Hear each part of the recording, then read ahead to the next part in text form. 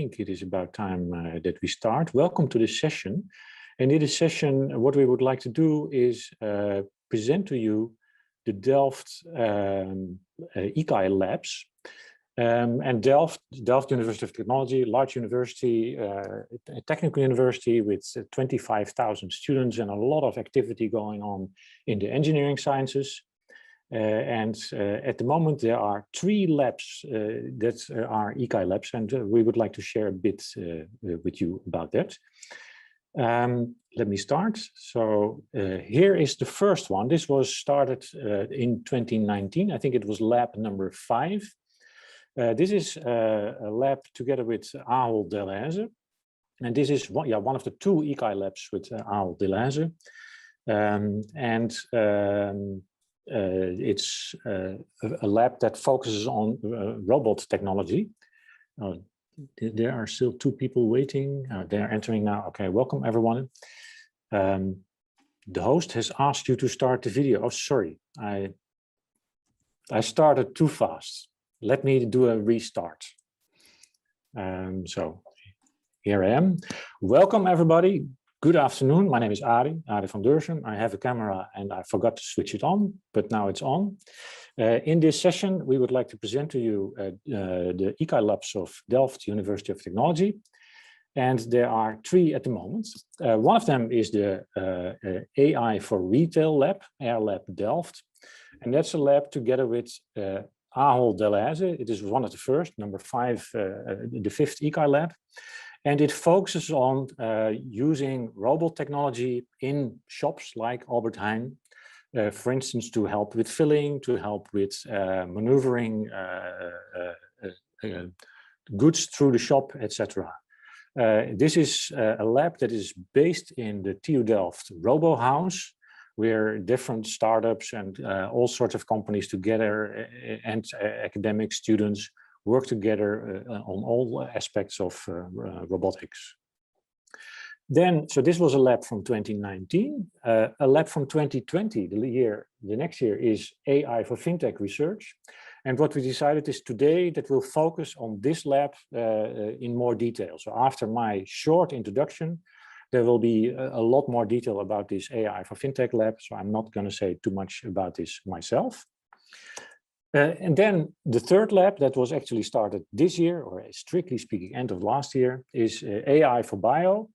And this is a new lab with DSM technology, focusing on 2 areas. One is digital twins for several aspects of activities where DSM is working on: smart plant scheduling, large-scale fermentation, and lab automation, self-learning. So this is about creating digital twins of things that are going on in plants in order to help with the scheduling. And applying machine learning for all sorts of, biocomputer science problems. This lab really just started, so there's not much to say about it. So here, the lab with Ahold Delhaize is really up and running. The FinTech lab is almost complete in terms of running, and this one has just started. My last slides. So AI at Delft. On the one hand, it's a core discipline, of course, in computer science. So we work in Delft in areas like deep learning, vision, evolutionary computing, reinforcement learning, and those types of topics. At the same time, TU Delft recognizes that AI is necessary in all engineering fields these days. So for that reason, TU Delft launched something called DILabs. 24 of them, transdisciplinary labs in which multiple faculties work together in the area of AI to apply AI in aerospace, in architecture, in civil engineering, and those types of things. And of course, TU Delft is a university which really embraces working with industry and society and societal partners. We do this in many different ways with small companies in small consortia, but we also love doing this in larger collaborations, and those typically are some of the ICAI labs. So we are very happy with these 3 current ICAI labs. And as Delft, we are proud to be part of this ICAI, and we are congratulating ICAI with this 3rd birthday. So happy birthday, ICAI. So in the rest of the meeting today, what we plan to do is present the FinTech lab a little more. So I will stop sharing and then Luis can take over. Meanwhile, maybe let me say that questions are very much welcome. So if you want to say something or ask something, please do so, raise your hands, and I will, if you raise your hand, I will give you the floor. And if I don't see you, just start shouting and that should also be fine. So please feel free to ask questions about anything that we do. We would love to interact with you. Okay, thanks everyone. And now the floor is to Luis. And don't forget to put on your camera. I think my camera is on. Yes, it's working, yes. Right, hello everyone. Thank you for joining my favorite breakout room of this event. Hope you're having a good time. I'm indeed introducing AFR, AI for FinTech Research. And if you haven't, please take a look at our Twitter, the AI for FinTech, for updates and for any kind of interesting news about this lab. And this lab is indeed a collaboration between TU Delft and ING. So the main idea is we have all these brilliant students and researchers at TU Delft, and we have ING, this really interesting context on FinTech with 38 million clients, 54,000 employees, from which 15,000 IT employees. So they are facing a digital transformation and we want to be part of it.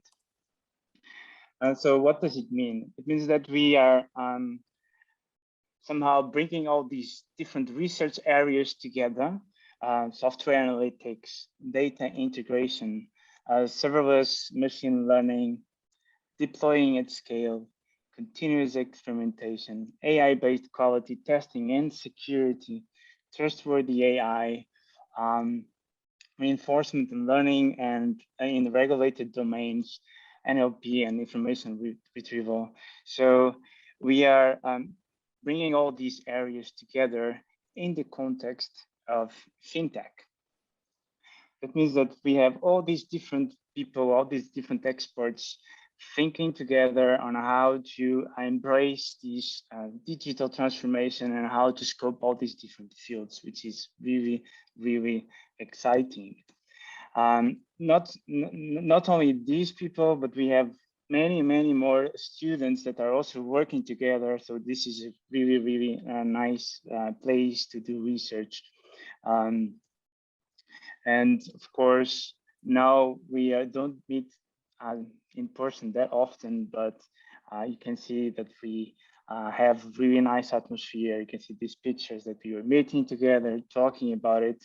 Now we also do it via Zoom. We have weekly meetings to discuss these topics, and so it's a really, really nice thing that we have this ICAI lab with ING. So I'm really, really excited about it. And this is what I wanted to talk about AFR. Don't forget to follow us on Twitter. Ari, maybe if you can, it would be nice to share the lab website so that people can learn more about all these different tracks that I was mentioning here. What else? Happy anniversary, ICAI. And back to you, Ari. And I think the next one presenting is Asterios Katsifodinos. So now we have 3 presentations focusing on some of the ongoing work in ICAI, in the AI for FinTech lab. Asterios, the floor is yours. Thank you. Can you all see my screen? Yes. Excellent. So this is Asterios. I'm an assistant professor at TU Delft, and I work on various aspects of data management. Today, I'm going to talk to you about data integration in ING and what we have been up to for the last year, more or less. Long story short, it's very common to talk to data scientists and to AI and to data-driven decision-making, but everybody reports the same exact thing, that before you are able to do anything with your data and build any models and do any fancy deep learning, you first have to basically discover, integrate, and clean your data. Okay, and that is basically let's say if you have a pyramid of needs for AI, that stands almost in the bottom of the pyramid, in the base of the pyramid. Now I'm going to focus mostly on integration, not on cleaning, but a bit also on discovery. So everybody, when they have in mind the data lake, they think that there's this very beautiful place where everybody puts their data is clean and nice, beautiful, integrated, and you can simply go in there, pick some data points and draw a model using those. But the reality is that everybody dumps data in a common data repository in the best case, or everybody is siloed behind their own, let's say, Teams structure, and the data lies within very different teams inside the company.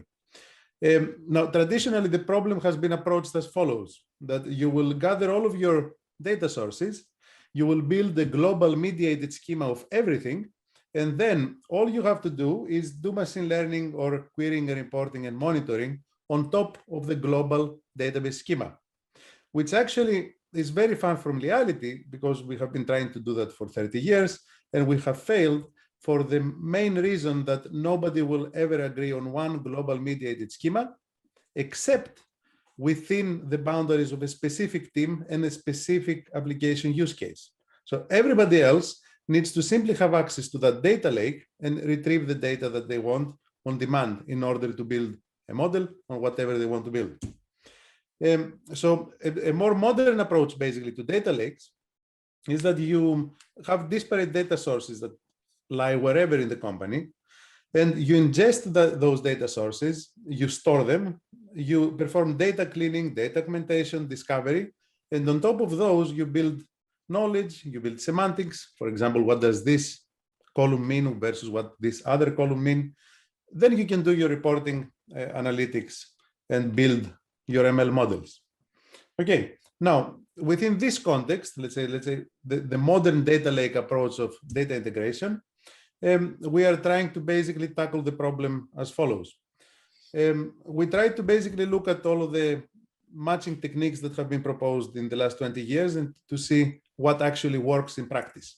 And we have used both datasets that are open and also datasets within ING. And this has taken multiple master theses. So basically, what is matching in this case? You are given an input dataset, and then you're given a data lake. And the goal is to find other datasets with which your original dataset can either join with, it can be unioned to basically create a bigger table out of something, or you can basically take some columns from the other tables and stick them into your original table. Now, why would you do that? If you want to build a model, for example, that has multiple features, those features have to be retrieved from the data itself. And if you think as every feature being a column in a database, for example, you have a client that has the neighborhood they live in, their income, the type of car they are using, and you want to give them an insurance, most probably you will have to retrieve all of this information from multiple places from around the company. So this is what we call the problem of data discovery. And what we have been doing with ING since basically last year, and the paper was presented yesterday at the International Conference of Data Engineering, is to try not only the traditional methods of schema matching that have been proposed in the past, but also the most recent AI-based ones, and see what works best, only to realize that basically, more or less, nothing works well, and that we are far and comfortably far from having very efficient solutions to that problem. Now we continue in this direction and looking at how we can use graph neural networks in order to basically build on existing relationships that we know of within columns and datasets inside the company, and to generalize those to more relationships. If there's anything you want to ask on it, just stick around. The second thing that we are dealing with at ING is the following. There's a lot of data streams lying around in the company. What does this mean? There are data streams coming from, for example, log files from applications, monitoring tools that are running constantly 24/7 in order to gather data from data centers, from machines running, applications running, metrics from the website use, etc., etc. And what you want to do with those is basically you want to identify an entity that spans multiple data streams. For example, if you want to find the name of a given machine and how this has affected an error that is being reported into your dashboard, you want to find this machine in multiple different departments, but this machine will have different names and it will be represented in a different way in every single department. So what we are trying to do here is we are trying to build embeddings and basically multidimensional representations of those entities, and then try to detect those across multiple data streams in real time so that this can be used for monitoring. Okay, so these are basically the two biggest examples of what we are doing with ING. So at the moment, as I told you, we are working on schema matching with graph neural networks and on real-time embeddings-based entity resolution, which transforms basically into the problem of joins. You can get to me later. Okay, and long story short, this is the team. Noteworthy things here are that both Andra and Kyriakos started at ING as master students, and we are very happy to have them now as PhD students, and they have performed part of the work in the schema matching. Christos is working at TU Delft on the graph neural networks and schema matching, and George is working on entity resolution, backed by a bunch of other folks, both from TU Delft and from ING. So if there's any questions, I'm here to answer them. Thank you.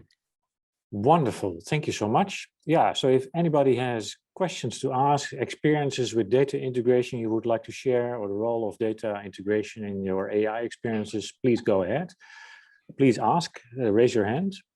Meanwhile, as Asterios emphasized, the master students play a crucial role in this lab as well. So I'm very happy that now we have two master students who are going to present some of their work. And Manisha will be the first. So Asterios, maybe if you can stop sharing, then... Yeah, and Hubert had a question. Hubert has a question. Wonderful. Hubert, ask the question, please. Yes, thank you very much. I was wondering, at the beginning of the presentation, you mentioned that there's also work in Delft done on the topic of trustworthy AI. I was just wondering, could you maybe a little bit elaborate on that topic? And who's working in Delft on that topic? So in Delft, that is Cynthia Lim is working on that, and that this will be related to fairness in machine learning and that type of stuff. This track is about to start, but if I'm not mistaken, even Manisha will tell something about this as well. So I think the next 4 minutes will also be relevant here. Okay, thank you. Other questions? Manisha, the floor is yours. Hi, everybody. Can you hear me and see my screen? Loud and clear. Okay, perfect. So I will be talking a little bit about my work, which is towards requirements engineering within fairness and machine learning. So as machine learning applications become more popular, what we see is that actually the industry really struggles with providing fair solutions and non-discriminatory solutions with these applications. And that obviously is not very good. So for example, there was a very popular real-life case study, which was based on Compass. So Compass was basically a model being used within the prison system to see if people were more likely to reoffend again or not. So when we initially look at the model, what we see is that for Black defendants and white defendants, the accuracy rate is pretty much similar. So we can say that, okay, the model seems fair. But when we look a bit further into the model, what we see is that actually what is happening here is that Black defendants are more likely to get a false positive, so an incorrect evaluation that they're going to reoffend, whilst white defendants are more likely to get a false negative, which means an incorrect evaluation that they're not going to reoffend. So clearly there is unfairness here. So to solve unfairness, what is being done right now is that tools are being developed and research is also being conducted. And most of it is directed towards the developer, so a data practitioner or someone who's coding these models. But the issue is that while these developers may have all of this technical knowledge, they lack understanding on what the high-level objectives are. For example, very simple questions like what even is fairness in this, in this context? And there are so many techniques to mitigate bias. Which ones should they use? Are they doing and performing the right type of tests? And there are obviously trade-offs involved. For example, fairness comes with a price on accuracy. So what are their prioritizations and also social implications of this? So as a developer within the industry, the most common thing you would do is go to your business person, right? Now, the business person speaks a different language than the developer. So what they might struggle with is explaining what their definition of fairness is in a clear way to the developer with enough information that the developer requires. And they might just harbor a lot of misconceptions. For example, they might think that, oh, why don't you just remove race? Just don't consider race within the data and then the problem is solved, right? But this is obviously not the case. So of course, developer and a business person are just two stakeholders. Within the industry, there are multiple stakeholders. So one of the contributions or one of the things that we're trying to do is kind of identify this complex communication system. These stakeholders, what they're trying to do, and where the gaps are, what the trade-offs may be. So with this information, we can go towards a more meaningful requirements engineering for fairness. The second part of this, our work is basically to facilitate this kind of complex communication system, which means that we are going to develop a prototype tool. And this prototype tool is going to accomplish three main things. Firstly, it's going to be domain specific, so specifically for banking. Secondly, it's going to provide all of these stakeholders with a common language to speak regarding fairness, but also mappings from fairness definitions, fairness practices to technical metrics, and then those are mapped to social contextual information. So that creates awareness as well. And lastly, what we will be doing is presenting all of this information in such a way that anyone within the system can actually read it and understand it. So we take care of the backend complex mappings, and they are simply guided towards what they need to be doing or what they need to explore. That was the end of my presentation. Thank you. If there are any questions, let me know. A round of applause for Manisha. Yes, if there's any questions, please feel free to ask. Meanwhile, indeed, applause. You stopped sharing, that is wonderful. Then meanwhile, Bart can already start sharing his screen. I don't need to, not yet anyways. I don't have any slides, but I do have a live demo. Sorry? I don't have any slides, but I do have a live demo. So so no slides, but a live demo. Yes, so if you're all ready for it, so thank you, Manisha. We move on to the live demo. Yes. All right. So my name is Bart van Oort. I'm a 25-year-old. I'm a software engineer by heart and by profession as well. I'm currently doing a master thesis at TU Delft and the AFR lab. The topic is about code quality and project quality for machine learning applications. And so we started off by doing an investigation to code smells in machine learning projects. We published a paper about it to a workshop co-located with ICAI.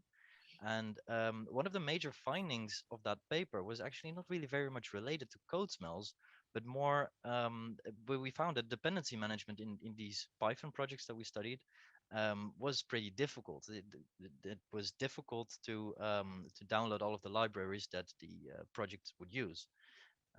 And this actually led us to believe, or led us to the idea that just code smells and code quality is not the only thing that is important for a machine learning project.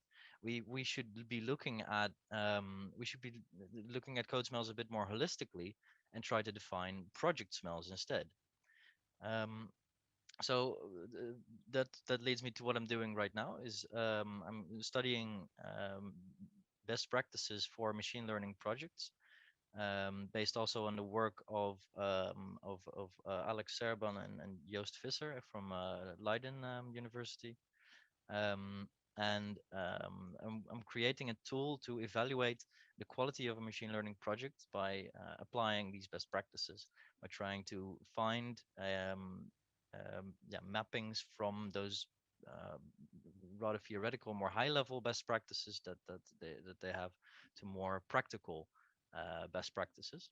So to that end, I'm developing the tool called MLlint. It's open source, so you could even follow along if you want to at home.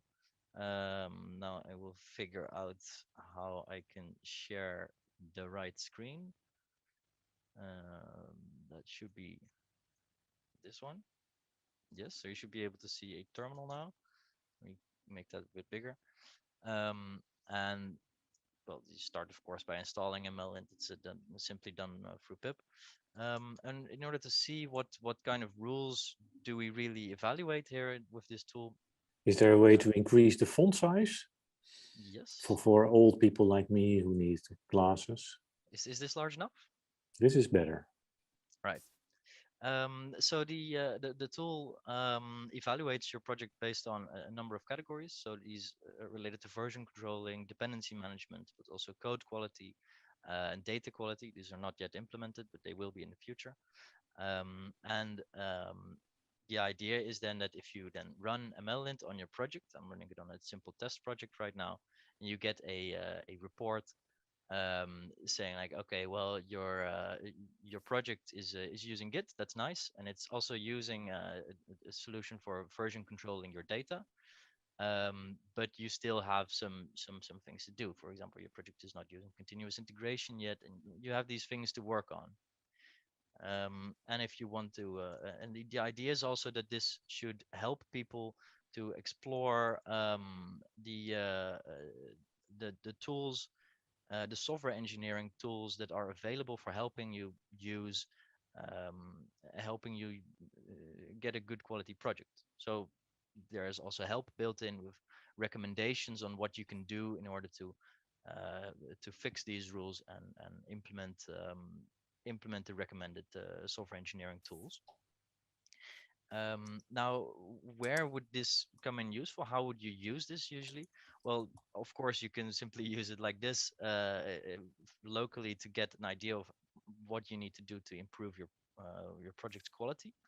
But you could also run it in a CI pipeline. You could run it. It produces markdown output, so you can literally just put this in a comment on a pull request, for example. There's a lot to be done with that, and I hope that with this tool we can create an impact on the overall quality of machine learning projects, and to improve the software engineering knowledge and experience in the field of machine learning and AI. Thank you very much. Wonderful. Thank you so much, Bart. Another round of applause. Are there questions for Bart about this work on software engineering for machine learning? If not, thank you so much, Bart. There is a question from Jorda, a general question.